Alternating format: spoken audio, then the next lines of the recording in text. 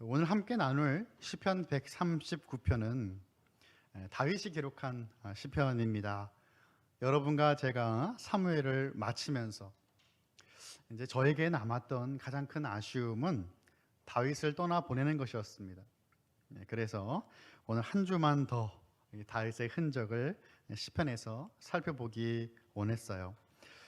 오늘 우리가 살펴보는 시편 139편 안에는 상당히 중요한 신학적인 내용들로 채워져 있습니다. 우리가 하나님을 바로 아는 것은 참으로 중요하지요. 하나님에 대한 잘못된 사상, 생각은 결국에 우리에 대한, 우리 자신의 삶에 대한 이 잘못된 생각으로 이끌게 되죠. 그래서 잘못된 행동으로 연결되어지고 결국엔 잘못된 삶의 방향으로 이끄는 겁니다. 그래서 신학이 중요한 것이죠. 하나님에 대해 알아가는 것, 하나님을 공부하는 것은 참으로 중요합니다. 오늘 시편에는 하나님에 대한 중요한 두 가지 주제가 담겨져 있습니다. 하나님의 전지하심, 그리고 하나님의 편재하심이에요. 이 전지성이라고 하는 것은 하나님께서 모든 것을 알고 계신다라는 것이고, 그리고 편재성이라는 것은 하나님은 어디에나 계신다라는 것입니다. 이 두 가지의 주제를 통해서 오늘 저는 한번 은혜를 여러분과 나눠볼까 합니다. 첫 번째 주제, 하나님의 전지성입니다. 무엇이든 아시는 하나님, 주님. 먼저 1절부터 6절까지를 보시면요, 다윗은 하나님의 전지성을 말씀합니다.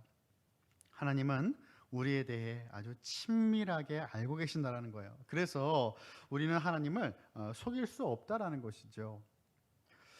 제가 어릴 때 부모님께 가장 많이 혼이 났을 때는 공부를 잘 못했을 때가 아닙니다. 거짓말을 하면 엄청나게 혼이 났어요. 이상하게 부모님은 다 아시더라고요. 거짓말하면 다 알고 계시더라고요. 하나님을 속일 수 없다라는 것은 하나님 앞에서 우리는 하나님이 우리 다 모든 걸 알고 계시기 때문에 우리 하나님께 거짓말을 할 수가 없어요. 다윗은 여호와 하나님께서 친밀하게 어디까지 알고 계신다라고 말씀하냐 하면은 오늘 말씀 2절부터 한번 쭉 제가 읽어보겠습니다. 주께서 내가 앉고 일어섬을 아시고 멀리서도 나의 생각을 밝히 아시오며 나의 모든 길과 내가 눕는 것을 살펴보셨으므로 나의 모든 행위를 익히 아시오니 여호와여 내 혀의 말을 알지 못하시는 것이 하나도 없으시니이다 라고 말씀합니다. 이 하나님이 모든 걸 다 알고 계신다라는 사실을 이렇게까지 자세하게 풀어서 설명하지 않는데 다윗은 이것을 참 많이 생각했던 것 같아요. 말씀 보니까요, 먼저 앉고 서는 것을 말하였습니다. 하나님이 알고 계신데 내가 앉는 것, 서는 것을 다 아신다라고 다윗은 고백해요. 여러분, 이것이 어떤 의미일까요? 이 모션이 반대되는 모션이에요. 그러니까 앉는 것과 서는 것은 반대되는 모습이에요. 삶의 모든 행동들을 의미하는 거예요. 우리가 앉아 있으나 일어서나 우리 주님은 다 알고 계신다라는 것이죠. 하나님은 이 다윗의 행동들만 알고 계신 것이 아니었습니다. 무엇도 알고 계신다고 말씀하나요? 멀리서도 그의 생각을 밝히 아신다라고 말씀합니다.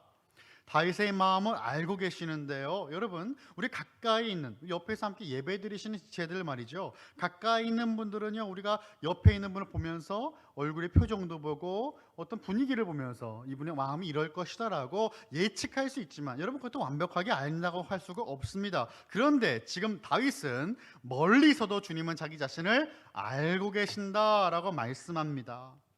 하나님을 속일 수는 없다라는 것이에요. 사람은 겉모습을 보고 판단합니다. 하지만 하나님은 마음의 중심을 보시는 분입니다. 아담과 하와는 하나님을 속이려고 하였습니다. 가인도 하나님을 속이려고 하였습니다. 지금 심지어 이 다윗도 하나님을 속이려고 했던 적이 있었어요. 그런데 어떻게 되었습니까? 모두 성공했습니까? 아니요, 실패하였습니다. 하나님은 다 알고 계셨어요. 하나님에 의하여 모두 발견되어진 것입니다. 이러한 사람들의 생각들로 말미암아 이루어지는 삶의 열매들이 있습니다.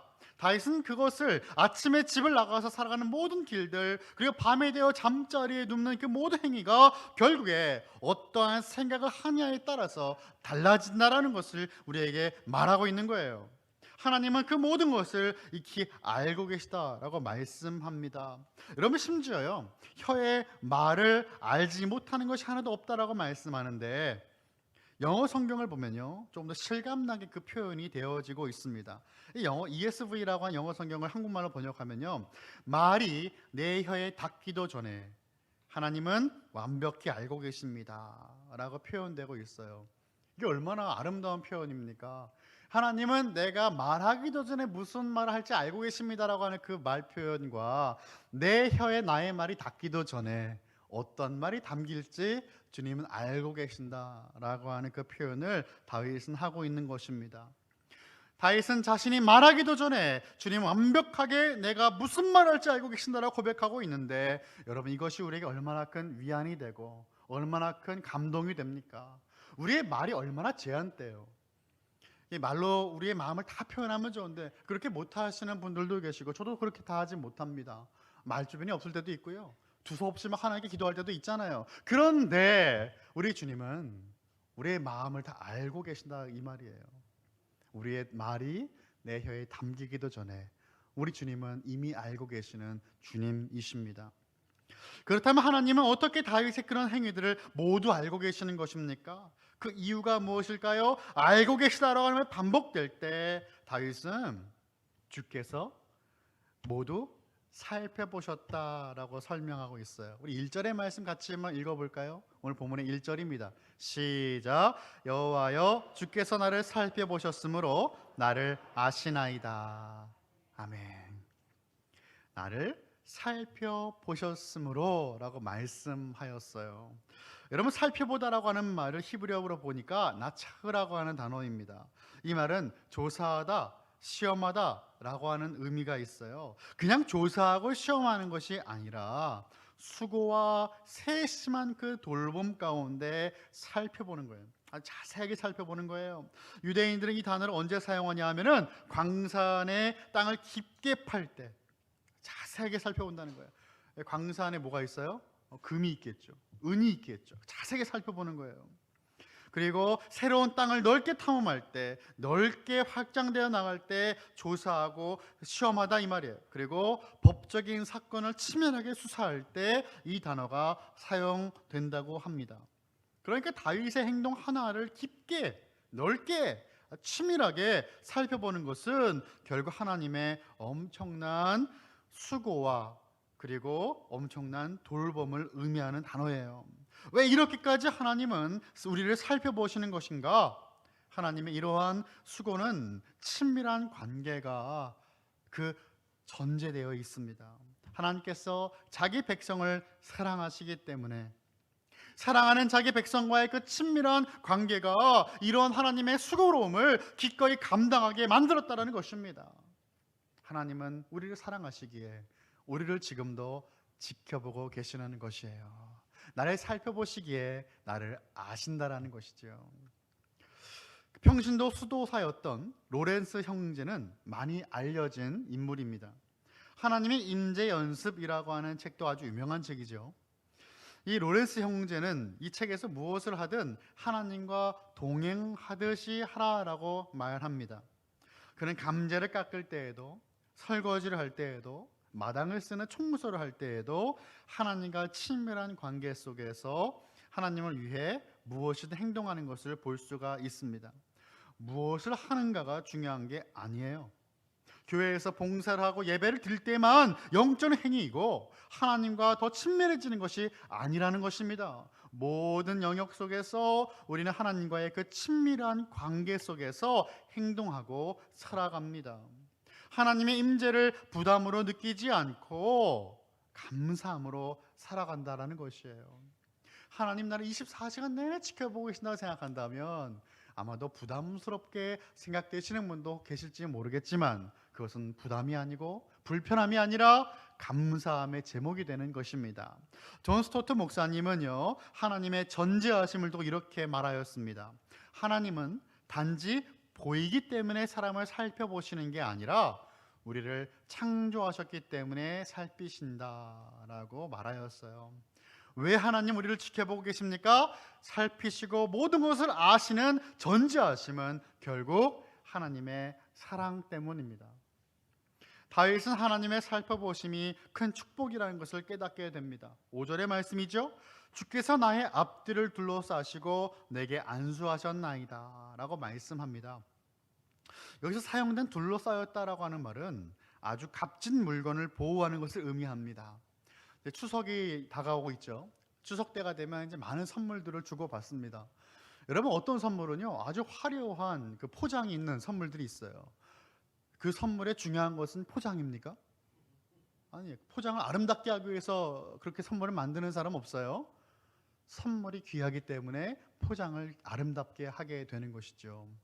저와 여러분이 그토록 존귀한 존재이기 때문에 하나님 우리의 삶을 앞뒤로 에워싸 둘러싸 주신다라는 것을 말씀하고 있는 것입니다. 그러니까 모든 것을 아시는 하나님의 그 지식은 우리를 보호하기 위해서입니다. 하나님은 우리가 어디로 갈지, 어떻게 행동할지, 어떤 생각을 하는지 다 알고 계시니까 가장 효과적으로 우리를 보호하시며 돌보실 수 있는 것입니다. 앞과 뒤를 둘러쌌다는 말은 먼저 시간적인 의미로 보자면 그 시인 다윗의 과거와 미래를 의미하는 것으로 볼 수 있겠습니다. 하나님은 그가 과거에 정직하고 의롭게 행한 것을 알아주셨고 그의 현재를 돌보시고 그의 미래를 보장해 주십니다. 그리고 또 앞과 뒤를 공간적인 의미로도 볼 수 있겠죠. 지금 살아가는 그의 삶의 현장 말이에요. 19절을 보시면 다윗의 상황을 조금 더 우리가 이해할 수 있는데 이렇게 말씀하고 있어요. 하나님이여 주께서 반드시 악인을 죽이시리이다. 피 흘리기를 즐기는 자들아 나를 떠날지어다 라고 말씀하죠. 그는 지금 아마도 위기에 처해 있는 그 상황들을 생각하면서 이 시를 기록했을 것입니다. 위기에 처한 다윗의 앞과 뒤를 둘러싸 그를 안전하게 보호하시는 분이 누구이십니까? 하나님이시라는 거예요. 그의 상황은 그의 어려운 환경으로 둘러싸여 있는 것처럼 보일지 모르지만 하나님께서 그의 앞과 뒤를 보호해주고 계셨다라는 것을 그는 고백하는 겁니다. 또 안수하다라고 하는 말을 우리 5절에서 볼 수가 있는데 5절을 보시면요 내게 안수하셨나이다 라고 다윗은 고백했습니다. 그래서 안수를 풀었으면 주님의 손을 그의 위에 얹어 놓으셨다라는 의미입니다. 여러분, 이 안수하다가 10절에 또 나와요. 이 10절을 보시면 주님의 손이 한 번 더 나옵니다. 거기서도 주의 손이 나를 인도하시며 주의 오른손이 나를 붙드시리다 라고 말씀하였습니다. 주님의 손은 주님의 인도함을 뜻합니다. 성경에서 오른손은 힘과 능력을 의미하는 것인데 주님의 오른손 하면 주님의 힘과 능력으로 우리를 도와주시고 보호하심을 상징하는 거예요. 다윗의 앞과 뒤와 그의 위에 모두 주님의 능력의 손이 그를 보호하시고 이끌고 계시는 것입니다. 이런 하나님의 전지하심을 다윗은 불편하거나 두렵게 생각하지 않았습니다. 다윗에게는 모든 것을 아시는 하나님의 이러한 속성은요 그에게 큰 위로와 힘이 되었을 거예요. 전지하신 하나님은 다윗의 행위와 마음과 생각뿐 아니라 무고한 핍박을 당하는 상황 속에서도 그의 모든 것을 다 알고 계셨습니다. 그래서 아신다라고 하는 동사가 반복해 등장하는 것을 우리는 눈여겨봐야 되는데 인생에 관해서 하나님이 알지 못하시는 것은 있을 수가 없다라는 것이죠. 사람들은 나에 대하여 많은 것을 알며 실망할 수 있습니다. 그래서 친했던 사이도 어색해지고 멀어질 수 있죠. 하지만 하나님은 이미 모든 것을 알고 계시는 분이에요. 그러므로 하나님 앞에서 우리는 감출 것도 없고 감출 수도 없는 것입니다. 우리의 모든 상황을 주님은 이미 알고 계세요. 사람들에게 오해받고 억울한 일을 당할지라도 하나님이 알아주시니 걱정할 필요가 없습니다. 이 모든 것을 아시는 주님을 안다라는 것은 우리로 하여금 기도할 때 참으로 도움이 됩니다. 여러분, 산상수훈에서 우리 예수님은 제자들에게 기도에 대해 말씀해 주셨습니다. 하나님께 담대하게 응답받길 기대하고 기도하라 라고 말씀하시는데요, 마태복음 6장 7절에서 8절까지 이렇게 말씀하셨습니다. 제가 읽어보겠습니다. 또 기도할 때에 이방인과 같이 중언부언하지 말라. 그들은 말을 많이 하여야 들으실 줄 생각하느니라. 그러므로 그들을 본받지 말라. 구하기 전에 너에게 있어야 할 것을 하나님 너희 아버지께서 아시느니라. 아멘. 구하기 전에 하나님은 우리가 무엇이 필요할지 다 이미 알고 계시다라는 말씀이죠. 그리고 나서 이제 우리가 사랑하는 주기도문으로 넘어가는 거예요. 여러분, 이사야서 65장 24절의 말씀 보면 우리 지금 이렇게 말씀하십니다. 그들에게 부르기 전에 내가 응답하겠고 그들이 말을 마치기 전에 내가 들을 것이며 라고 말씀하세요. 우리가 무엇이 필요할지도 이미 알고 계신 전지하신 하나님, 그 앞에서 우리는 어떠한 반응을 보일 수 있습니까? 두렵고 무서워할 사람이 있겠습니까? 기분 나빠할 사람이 있습니까? 나를 완벽하게 알고 계신 그 하나님의 높고 깊은 그 놀라운 지식에 잠겨서 하염없이 감사할 수 있는 것입니다. 하나님의 이 놀라운 지식은 우리를 구원하시는 예수 그리스도의 복음이고 하나님의 사랑인 것입니다. 자녀에게 부모님의 관심이 간섭으로 여겨지었던 것처럼 하나님의 눈길이 부담스러울 때도 있습니다. 하지만 자녀가 철이 들고 부모님을 더 사랑하게 되면 부모님의 그 사랑이 너무나 그리워지고 더 원하게 되는 것처럼 다윗은 그저 감시의 눈총이 아니라 그 하나님의 모든 것을 알고 계시고 살피시는 하나님을 보호의 은혜, 보호의 은총이다라는 것을 깨닫게 되는 겁니다. 플러 신학교, 캘리포니아 파사데나에 있는 신학교죠. 전 총장이었던 리차드 마우 박사는 주일학교 때 불렀던 어린이 찬양을 회상하면서 하나님과의 관계의 중요성을 언급하였습니다. 이제 영어로 보면 이 어린이 찬양이 이런 제목이에요. Oh, be careful, little eyes라고 하는 찬양인데 이 음을 들으면 여러분 아마 이 음은 다 아시는 음일 겁니다. 우리 모두 다 함께 손뼉을 알고 계시죠? 그 음에 맞춰 찬송과 가사를 붙였는데요. 이 영어의 가사를 이제 한국어로 번역을 제가 해봤는데 한번 들어보세요. 작은 눈 뭘 볼지 조심해. 작은 눈 뭘 볼지 조심해. 우리 하늘 아버지 사랑으로 보시니 작은 눈 무얼 볼지 조심해. 이런 찬양이에요. 영어로 하면 이제 Oh, be careful, little eyes, what you see. 그 작은 눈으로 뭘 볼지 조심하라. 이런 찬양이에요. 그리고 우리 하늘 아버지 사랑으로 보신다라고 제가 했지만 For the Father up above is looking down in love라고 말씀하는 것이죠. 그리고 이제 이게 1절이고 2절로 넘어가면 이제 1절은 눈이었잖아요. 2절은 귀로 넘어갑니다. 그래서 귀로 무엇을 들을지 조심해라. 그리고 발로 어디로 갈지 조심해라. 혀로 무슨 말을 할지 주의하라 라고 충고하는 찬양이죠. 주일학교에서 어린 아이들과 함께 이 찬양을 알려주고 부르는 것은 하나님의 그 임재 앞에서 하나님 앞에서 우리가 어떻게 하나님을 섬겨야 되는지를 가르쳐주기 위함입니다. 하나님이 우리를 언제나 내려다 보시면서 우리가 잘못할 때마다 잡았다 요놈 하면서 뒷덜미를 붙드는 경찰관이나 형사와 같다고 생각할 때가 종종 있습니다. 그럴 때마다 리처드 마우 박사는 이 어린이들의 찬양을 다시 부르자라고 제안하는 거예요. 우리가 어릴 때 순수하게 찬양하던 그 하나님은 그런 분이 아니다 말이죠. 우리는 하나님이 바라보시는 것을 함께 바라보며 하나님이 들으시는 소리를 함께 듣고 하나님이 가시는 곳으로 우리 함께 가도록 주의를 기울여야 한다라는 것입니다. 무엇 때문입니까? 나를 사랑하시는 그 하나님을 위해서 말이에요. 그분의 기쁨을 위해서 어린 시절 우리가 그렇게 모두 행동했다라는 것입니다. 나의 모든 것을 알고 계신 하나님 앞에서 속이려고 하지 말고 하나님의 그 살펴보심, 돌보심, 그것은 감시가 아니라 나를 끔찍이도 사랑하시고 아끼시는 하나님의 사랑이다라고 하는 사실을 더욱더 감사하는 저와 여러분, 우리 모든 성도님 다 되시기를 간절히 소원합니다. 자, 두 번째 주제로 넘어가겠습니다. 두 번째는 바로 하나님의 편재성이에요. 편재성. 이것은 어디든지 계시는 하나님. 오늘 설교의 제목을 보시면 무엇이든 어디에나 라고 제가 설교의 제목을 붙여보았는데요. 무엇이든 알고 계신 하나님, 그리고 어디에나 계시는 하나님이죠. 하나님은 우리와 늘 지속적으로 함께 하십니다. 어느 순간에만 함께 하셨던 것이 아니라 그 하나님의 함께 하시고 어디나 계시는 그 하나님의 편재성은 지금 이 순간에도 임하시고 함께 한다라는 것을 말씀 우리에게 설명하고 꾸준히 증거하는 것입니다. 다윗이 하나님으로부터 도망가고 싶어하는 것은 아닙니다. 하지만 다윗은 만약 어떤 사람이 하나님으로부터 도망가고자 한다면 이럴 것이다 라고 설명하는 거예요. 7절입니다. 내가 주의 영을 떠나 어디로 가며 주의 앞에서 어디로 피하리까? 라고 말씀합니다. 다윗의 질문처럼 어디로 우리가 갈 수 있을까요? 어디로 피할 수 있겠습니까? 8절부터 다윗은 세 개의 영역으로 나눠서 도망갈 수 있어 보이는 영역들을 우리에게 소개합니다. 결과는 어떨까요? 성공했습니까? 모두 실패입니다.